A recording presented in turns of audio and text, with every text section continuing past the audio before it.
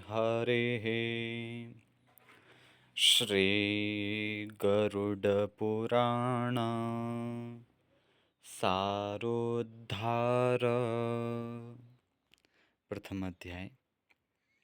भगवान विष्णु तथा गरुड़ के संवाद में गरुड़ पुराण सारोद्धार का उपक्रम पापी मनुष्यों की इस लोक तथा परलोक में होने वाली दुर्गति का वर्णन, दर्शकात्र के पिंड दान से यातना देह का निर्माण। पहला श्लोक है। धर्मदृढ़बद्धमूलो वेदस्कन्धः पुराणशाखाढ्यः क्रतुकुसुमो मोक्षफलो मधुसूदनपादपूजयते। धर्मदृढबद्धमूलो वेदस्कन्धः पुराणशाखाढ्यः क्रतुकुसुमो मोक्षफलो मधुसूदनपादपूजयते। धर्मदृढबद्धमूलो वेदस्कन्धः पुराणशाखाढ्यः क्रतुकुसुमो मोक्षफलो मधुसूदनपादपूजयते। धर्मदृढबद्धमूलो वेदस्कन्धः पुराणशाखाढ्यः क्रतुकुसुमो मोक्षफलो मधुसूदनपादपूजयते। धर्मदृढबद्धमूलो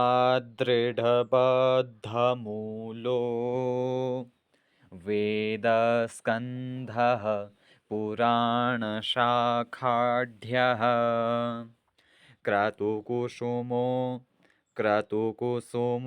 मोक्षफलो मधुसूदनपादपूजयते। धर्मदृढबद्धमूलो वेदस्कन्धः पुराणशाखाढ्यः क्रतुकुसुमो मोक्षफलो मधुसूदनपादपूजयते।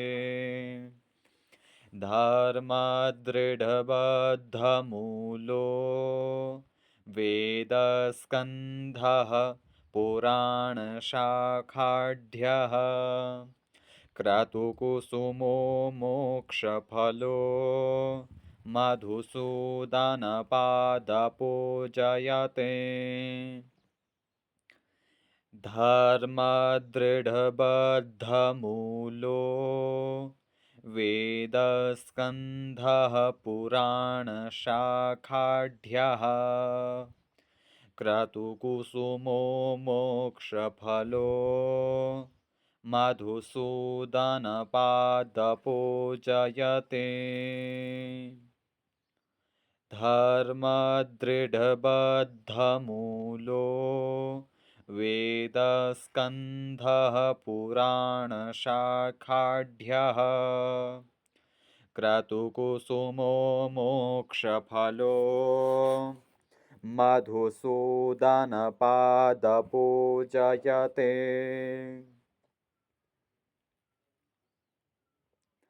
धर्मदृढबद्धमूलो वेदस्कन्धः पुराणशाखाढ्यः क्रतुकुसुमो मोक्षफलो मधुसूदनपादपूजयते। धर्मदृढबद्धमूलो वेदस्कन्धः पुराणशाखाढ्यः क्रतुकुसुमो मोक्षफलो मधुसूदनपादपूजयते धर्मदृढबद्धमूलो वेदस्कन्धः पुराणशाखाढ्यः क्रतुकुसुमो मोक्षफलो मधुसूदनपादपूजयते। याद हुआ कि नहीं हुआ? धर्मदृढबद्धमूलो वेदस्कन्धः पुराणशाखाढ्यः क्रतुकुसुमो मोक्षफलो मधुसूदनपादपूजयते धर्मदृढबद्धमूलो वेदस्कन्धः पुराणशाखाढ्यः क्रतुकुसुमो मोक्षफलो मधुसूदनपादपूजयते धर्मदृढबद्धमूलो वेदस्कन्धः पुराणशाखाढ्यः क्रतुकुसुमो मोक्षफलो मधुसूदनपादपूजयते। धर्मदृढबद्धमूलो वेदस्कन्धः पुराणशाखाढ्यः क्रतुकुसुमो मोक्षफलो मधुसूदनपादपूजयते धर्मदृढबद्धमूलो वेदस्कन्धः पुराणशाखाढ्यः क्रतु क अधक रतु करतु कुसुमो मोक अधक क्षफलो मोक्षफलो मधुसूदनपादपूजयते। तो धर्मदृढबद्धमूलो वेदस्कन्धः पुराणशाखाढ्यः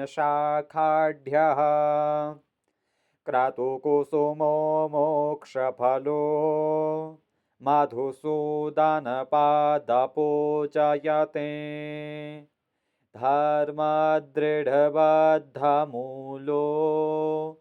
वेदस्कन्धः पुराणशाखाढ्यः क्रतुकुसुमो मोक्षफलो मधुसूदनपादपूजयते धर्मदृढबद्धमूलो वेदस्कन्धः पुराणशाखाढ्यः क्रतुकुसुमो मोक्षफलो मधुसूदनपादपूजयते धर्मदृढबद्धमूलो वेदस्कन्धः पुराणशाखाढ्यः क्रतुकुसुमो मोक्षफलो मधुसूदनपादपूजयते धर्मदृढबद्धमूलो वेदस्कन्धः पुराणशाखाढ्यः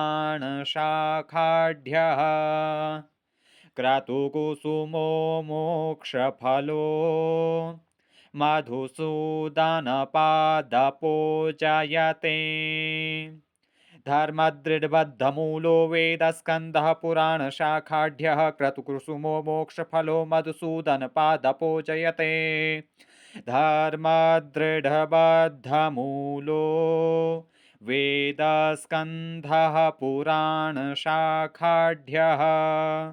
क्रतुकुसुमो मोक्षफलो मधुसूदनपादपूजयते। जय श्री राम। हर हर महादेव।